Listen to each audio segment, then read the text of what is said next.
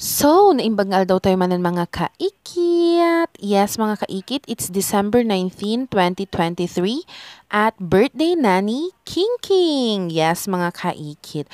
So, nag-prepare naman kami kahit papaano ng handa niya for his 6th birthday. Oo.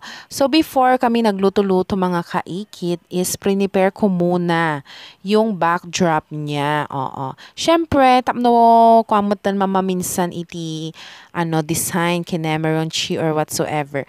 So, yung binili ko mga kaikit is sa Legends lang ata. Marami na yon yung Aksa Happy Birthday tapos Spider-Man kasi Spider-Man theme yung binili ko and yun lang naman kasi yung available, 'di ba?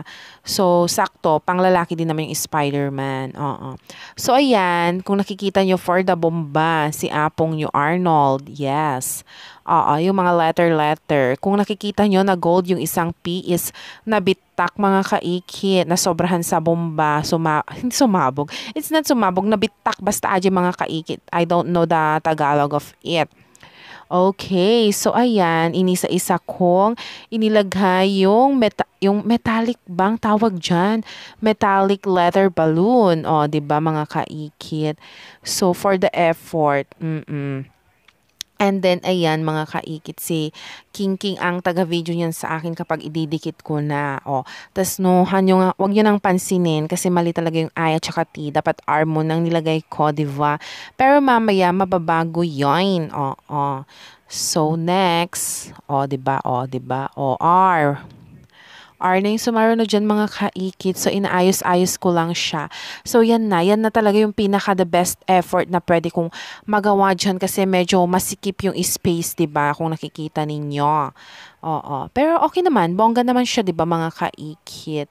O, 'di ba parang DIY backdrop, kasi nag-DIY photoshoot din kami afterwards niyan mga kaikit. So, sa halagang 120 pesos mga kaikit is meron ka ng mga letter balloons, tapos yung mga stars, tapos dapat dalawang Spider-Man ata yun mga kaikit, tapos merong isang big star na yan, and then yung 18 inches na balloon siya na Spider-Man. So, sulit mo na rin naman ang 120 mga kaikit.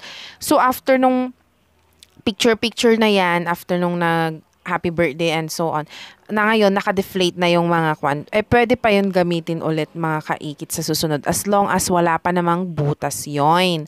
Oo. So, ayan mga kaikit. O, diba? O, ayan. Yan na yung sinasabi ko sa inyo na DIY photoshoot ni King King. So, bongga, diba mga kaikit? O, nagpintas mo ton. O, diba, pak?